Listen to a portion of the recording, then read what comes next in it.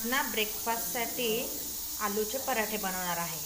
त्यासाठी मी या कुकरमध्ये 4 ते 5 बटाटे उकडायला टाकले। पराठ्यांसाठी लागणारं साहित्य बघा, हिरवी मिरची, लसूण, अद्रक, कोथिंबीर हे मिक्सरमध्ये बारीक करून घ्यायचं। यात थोडेसे जिरे घातले तरी पण चालतात।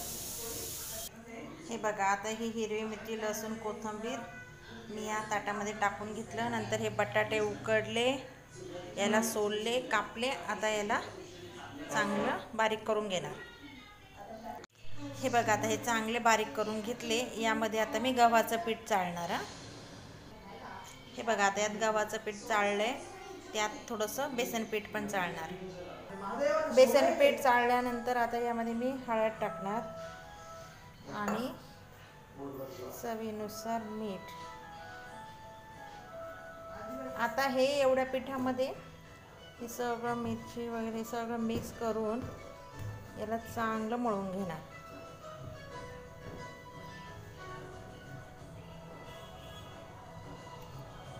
आता उंडा छान मळून घेतलाय तो। आता याचा आपण पराठा लाटू।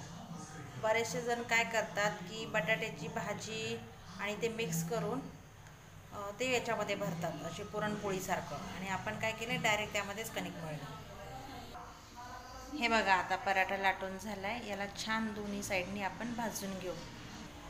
हे बघा, आता एक साईड भाजलेली पलटवली। आता दुसरी साईड, यावर मस्त गावरान तूप लावायचं आहे आपल्याला। हे बघा, आता याच्यावर हे छान आपण तूप लावू। पराठा छान फुललाय, आता पलटू।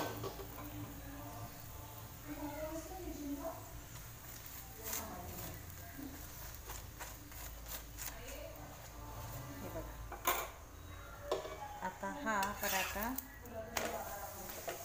दोन्ही साईडने छान भाजलाय। आता आपला पराठा तयार।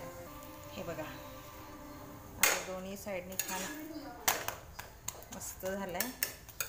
आता गरम गरम पराठा दह्यासोबत, लोणच्यासोबत, शेंगदाण्याच्या चटणीसोबत किंवा सॉससोबत आपण खाऊ शकतो। हे बघा, गरम गरम आलू पराठा आणि दही नाश्त्यासाठी रेडी आहे। या नाश्ता करायला।